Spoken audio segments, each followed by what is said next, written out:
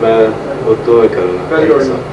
اصل میں یہ سوال جو اس سوال سے پہلا تھا اسی سے اسی کا تعلق ہے کہ اسلام میں اس میں تو کوئی شک نہیں ہے کہ تھیوری میں جو عورت کو حقوق دیے ہیں وہ جو حقوق ویسٹرن یورپین ممالک میں اپنی عورتوں کے دیے ہیں اس کے بمقابل ہیں.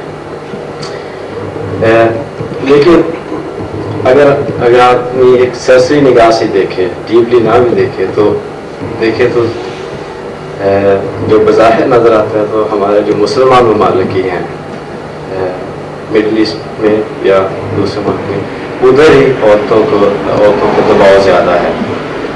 میرا خیال ہے آپ نے سے اتفاق کرتے ہیں اس بات پوری طرح نہیں لیکن سوال یا ایسے اسٹیٹمنٹ کہہ لیں یا ایسے کوئی اسٹیٹمنٹ ہے پھر جواب اسٹیٹمنٹ نہیں ہے, اسے سوال ہے تو پھر جواب. ہاں جی, آپ کی شاید عجیب لگے, لیکن میرے کہنے کا مقصد ہے کہ اسلام کو آئے ہوئے اب تک 1400 سال ہو چکے ہیں اور یہ بہت خوبصورت آئیڈیاز جو ہیں ان کو 1400 سال ہو چکے ہیں.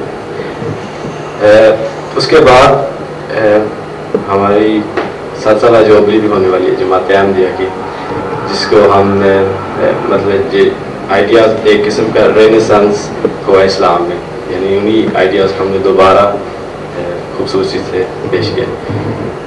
میں سمجھتا ہوں کہ ابھی بھی عورت کی پوزیشن یا عورتوں پہ جو دباؤ ہے مسلمان ممالک میں بھی اور شاید میں یہ کہہ سکوں جماعت احمدیہ میں بھی, یعنی تھیوری میں اور جو پریکٹیکل وے آف لیونگ ہے اس میں بہت بڑا گیپ مجھے نظر آتا ہے. So question is when are we going to learn, مطلب 1400 سال تو پہلے ہو گئے, اب 100 سال یہ ہو گیا. That's the question. So when are we going to learn? I don't think when are we going to stop? I understood your question. That's the beginning. یہ سوال جو آپ نے اٹھایا ہے اس کے بہت سے پہلو ہیں جو ان کو الگ الگ سامنے رکھنا پڑے گا, کیونکہ اس سوال کے دوران آپ مختصر بعض باتیں اور اٹھاتے رہیں جو بڑے اہم سوالات ہیں. سب سے پہلے بنیادی طور پر یہ سوال ہے کہ تھیوری اور پریکٹس میں فرق ہے. عورتوں کے متعلق جو کہا جاتا ہے عملاً ویسا نہیں ہو رہا. اس میں آپ ایک بات بھول گئے ہیں کہ تھیوری اور پریکٹس میں فرق ڈالنا یہ انسان کا کمال ہے, اور صرف عورتوں کے معاملے میں نہیں, ہر معاملے میں ہی ہے. اس لیے عورتوں کے مسئلے کو اس سے الگ کر کے کیوں لیتے ہیں؟ یہ ایک انسان کی بنیادی بیماری ہے جو ہر شعبہ زندگی میں اسی طرح نظر آ رہی ہے. اسلام کو 1400 سال ہوئے ہیں, عیسائیت کو 2000 سال ہو گئے ہیں, اور تھیوری اور پریکٹس میں فرق کم ہونے کی بجائے بڑھتا جا رہا ہے. اس لیے جتنا پرانا ہوگا فرق بڑھے گا نہ کہ کم ہوگا, کیونکہ جتنا دور سوچ سے آدمی چلا جائے اتنا امپیور ہوتا جاتا ہے. اس لیے احمدیت کو اگر آپ بھول جائیں کچھ عرصے کے لیے تو ایک قانون قدرت ہے, جتنی آپ دیر کی بات کرتے ہیں اتنا ہی زیادہ یہ نتیجہ نکلنا چاہیے کہ تھیوری اور پریکٹس میں جو فرق پڑا تھا وہ اور بھی زیادہ بڑھ جائے. آپ برعکس نتیجہ ڈھونڈنا چاہتے ہیں جو خلاف عقل ہے. سمجھیں آپ بات؟ اس لیے 1400 سال پر جتنا آپ زور دیں گے اتنا زیادہ یہ بات یقینی ہونی چاہیے کہ سوائے اس کے کہ اللہ تعالیٰ ریوائول کی کوئی نئی موومنٹ چلائے, وہ مسلمان جو رسول اللہ صلی اللہ علیہ وسلم کے وقت سے دور ہو گیا وہ اسلام کے قریب آنے کی بجائے اسلام سے اور دور ہو جائے گا. یہ عقلی نتیجہ ہے, اور تاریخ اسلام ہمیں یہی بتاتی ہے. ہر صدی کا اسلام مسلمان رسول اللہ صلی اللہ علیہ وسلم کے زمانے کے اسلام سے نسبتاً دور ہٹا ہے, بلکہ اگلے 10 سال کا مسلمان بھی جو رسول اللہ صلی اللہ علیہ وسلم کے وصال کے بعد پیدا ہوا ہے وہ اس اخلاقی ضابطہ حیات پر قائم نہیں تھا اس شان کے ساتھ جس پر رسول اللہ صلی اللہ علیہ وسلم کے زمانے کا مسلمان تھا. تبھی صحابہ اور تابعین میں فرق پڑا. تو ایک تو یہ درست ہونا چاہیے آپ کا پرسپیکٹو کہ سوچ سے جتنا دور جائیں گے तभी अमर है कि थ्योरी और प्रैक्टिस में तजाद पैदा होना शुरू हो जाएगा।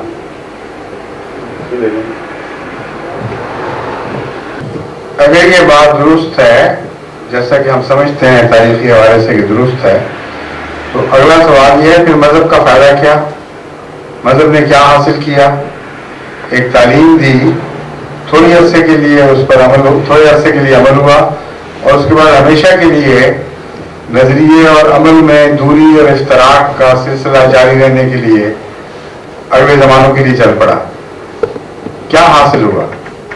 इसका जवाब यह है कि अगर आप औरत के मामले में ही जो इस्लाम की तालीम है उसका हज़रत सल्लल्लाहु अलैहि वसल्लम के ज़माने में उस पर अमल का मुआवजा आज से करें तो आपको बहुत सी खराबियां दिखाई देंगी और यूं मालूम होगा कि थोड़ी देर के लिए तालीम चमकी और फिर आहिस्ता आहिस्ता ये ज़माने के हवादिस का शिकार हो गई और जंग आलूद हो गई और ख़राब हो गई। लेकिन इसके बावजूद इस्लाम ने औरत को क्या दिया, ये अगर आपने मालूम करना हो तो चंद साल और आगे चले जाएं। रसूल करीम सल्लल्लाहु अलैहि वसल्लम ने औरत को जिस हाल में पाया था और उसमें उसके हुकूक दिलाने में जो काम किया था, 1400 साल के इन्हितात के बावजूद आज भी औरत उससे सैकड़ों गुना बेहतर है जितनी रसूल सल्लम के आने से ज्यादा पहले थी। तो ये ख्याल कि कुछ भी नहीं दिया बिल्कुल झूठ है। मुआवजा हम बेहतरीन से कर रहे होते हैं इसलिए भूल जाते हैं कि बेहतरीन के मुकाबले पर तो कम तर ही आएगा, लेकिन बेहतरीन कैसे बना था चंद साल आगे गुजर जाएं जमाने में तो आपको मालूम हो जाएगा कि बदतरीन से बेहतरीन बना था और बिगड़ने के बावजूद भी वो बदतरीन फिर न बन सका। चुनांचे रसूल करीम सल्लल्लाहु अलैहि वसल्लम के जमाने से पहले औरत विरसे में बांटी जाती थी, औरत को जिंदा दरगोर कर दिया जाता था, औरत मर्द से बराबर मर्द से गुफ्तगू करने की अहल नहीं थी, औरत घर में लौंडी की तरह एक गुलामाना हैसियत बसर करती थी, मर्द अपने खामन से मुकाबले पर बात करने का उसको हक नहीं था। बहुत सी ऐसी मुसीबतें थी जो औरत के साथ वाबस्ता थी। रोजमर्रा की उसकी जिंदगी के मसाइल हैं, बच्चों पर उसके हकूक हैं, उसकी बीमारियां, उसकी तकलीफें, हर मामले में औरत जुल्मों का शिकार थी। हज़रत सल्लल्लाहु अलैहि वसल्लम को खुदा ने जो तालीम दी, जो विरसे में बांटी जाती थी, वो विरसे की हकदार बन गई और पहली औरत है, पहली बार दुनिया में औरत को विरसे का हकदार करार देने वाला मजहब इस्लाम है। 1400 साल हो गए, ये भी तो देखें, आज तक एक भी मजहब ऐसा नहीं आया जिसने औरत को विरसा दिलवाया। अंग्रेजों ने के कानून ने भी चंद आज तक और स्वीडन के कानून ने भी आज तक और यूरोप के दीगर ममालिक के कानून ने भी आज तक बहैसियत औरत उसको वारिस करार दे दिया। माँ बाप का हक है पहले बच्चे को दें जिसको मर्जी दे जाएं और कानूनन औरत आज भी इस विरसे का हकदार नहीं है। तो इस्लाम ने तो इतने एहसानात किए कि सिर्फ एक ही अगर आप देख लें तो वो मिटते मिटते भी नहीं मिट सका। आज भी मुसलमान सोसाइटियों में अक्सरियत जगह पे औरत वारिस ही है। कहीं उसका हक भाई मार लेंगे थोड़ा सा, फिर भी कुछ ना कुछ उसको जरूर मिल जाता है और बहुत सी जगह पूरा भी मिलता है। तो आप मुआवजा रसूल सल्लल्लाहु अलैहि वसल्लम के जमाने से ना करें बल्कि इस्लाम से पहले से करें, तो फिर आपको मालूम होगा कि इस्लाम ने औरत के लिए क्या कुछ किया है।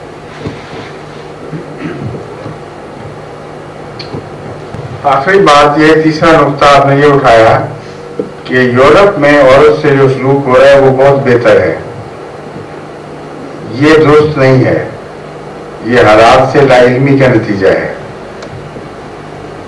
बाकी यहाँ के इस मुल्क के हालात मैं नहीं जानता, मगर इंग्लिस्तान की खबरें हैं जो टेलीविजन पे आती रहती हैं, जो अखबार में छपती हैं, उनसे पता चलता है कि मर्द इतना औरत को मारते हैं और इतने मुजालिम करते हैं कि उनका तसव्वुर भी इस्लामी ममालिक में नहीं है। ऐसी खौफनाक ज्यादतियां इस तहजीब के पर्दे के नीचे हो रही हैं आजकल। چھوٹے بچوں سے ظلم، چھوٹی بچیوں پہ ظلم، عورتوں پہ ظلم. ایک ٹیلی ویژن پروگرام آیا عورتوں کے حقوق کی حفاظت کی، ایک آرگنائزیشن نے پیش کیا بڑے وسیع سوال جواب کے بعد. انہوں نے یہ بتایا کہ اکثریت ہمارے گھروں میں، اور بہت بڑی بات ہے یہ کہ اکثریت گھروں میں مظالم ہو رہے ہیں، لیکن عورتیں شرم کے مارے اور حیا کے مارے رپورٹ نہیں کرتی. جو رپورٹ کرتی ہیں ان کے جو اعداد و شمار ہیں اس سے پتہ چلتا ہے کہ ہر سال 100% اضافہ ہوتا جا رہا ہے، دگنا ہو رہے ہیں. اب وقت تہذیب تو آگے بڑھ رہی ہے بظاہر، مذہب تو تاریخ میں پیچھے رہ جاتا ہے. تہذیب سے یہ توقع ہوتی ہے کہ ترقی کرے گی اور پالش ہوگی. تو جتنا تہذیب میں انسان آج کل دور میں آگے بڑھ رہا ہے، عورت پر ظلم کم ہونے کی بجائے اس تہذیب میں زیادہ ہو رہے ہیں. یہ اعداد و شمار ہیں جو کتابی صورت میں چھپ بھی چکے ہیں. ان کا میں نے حوالہ بھی اپنی گزشتہ جلسے سالانہ تقریر میں عورتوں میں یہ دیا تھا. وہ جب چھپے گی اس وقت آپ کو پتہ چلے گا. ایسے ایسے مظالم کرتے ہیں کہ اکثر مرد شراب مثلا ایک بیماری ہے، وہ بھی اس کے ساتھ چلتی ہے. عورت کا سر دیوار سے ٹکرا کے اتنا مارتے کہ وہ بے ہوش ہو جاتی تھی، اور جب وہ اس کو ہوش آئی تو اس طرح آئی کہ ٹھنڈے پانی کی ٹوٹی کے نیچے اس کو سر رکھا ہوا تھا خاوند نے، اور ہوش اس لیے دلائی کہ دوبارہ وہی کھیل اس سے کھیلے. پھر اس کو دیوار سے ٹکرا کے اس نے بے ہوش کیا. اس قسم کے دردناک واقعات اس کثرت سے ہو رہے ہیں اس مہذب سوسائٹی میں کہ آدمی حیران رہ جاتا ہے. اس لیے یہ خیال کر لینا کہ یہاں عورت بہت خوش ہے، مطمئن ہے، اس کے حقوق ادا کر ہو رہے ہیں، یہ درست نہیں ہے. بڑی عورت تو پھر اپنے آپ کو ڈیفینڈ کر لیتی ہے. اپنی بچیوں پر، معصوم بچیوں پر بلوغت سے پہلے ان کو ہوس کا نشانہ بنا کر اتنے مظالم ہو رہے ہیں کہ انگلستان کے صرف ایک علاقے میں جو نارتھ ایسٹ کا علاقہ ہے، مڈ نارتھ اور ایسٹ کا، وہاں اعداد و شمار کی روح سے 33% گھروں میں یقینی طور پر یہ مظالم ہو رہے ہیں. چھوٹی بچیوں کے اوپر ایسے بہیمانہ ظلم، اپنی بیٹیوں پر، غیروں کی نہیں. اور جہاں تک غیروں کا تعلق ہے وہ تو آئے دن ایسے واقعات ہو رہے ہیں کہ ان کو چھوٹی معصوم بچیوں کو 3-3, 4-4, 5-5 سال کی بچیاں ہوس کا نشانہ بنایا، قتل کیا تاکہ وہ رپورٹ نہ کر سکے اور کسی جگہ پھینکیں. اتنا دکھ جس سوسائٹی میں موجود ہو اس کو نظر انداز کر کے ٹیلی ویژن کے پروگرام دیکھ کر یا ناشتے گاتے دیکھ کر یا گلیوں میں اچھے لباس یا لباس چھوڑ کر چلتے ہوئے دیکھ کر یہ خیال کر لینا کہ یہ سوسائٹی پھولوں کی سیج ہے، یہ درست نہیں ہے.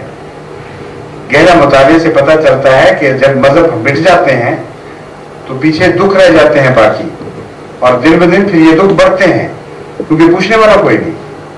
جب خدا ہی نہیں رہا، سوال ہی کسی نے نہیں کرنا، جرم کے لیے انسان جواب دہ نہیں ہے، تو پھر جرائم کا بڑھنا ایک فطری عمل ہے، اس کو کوئی روک ہی نہیں سکتا.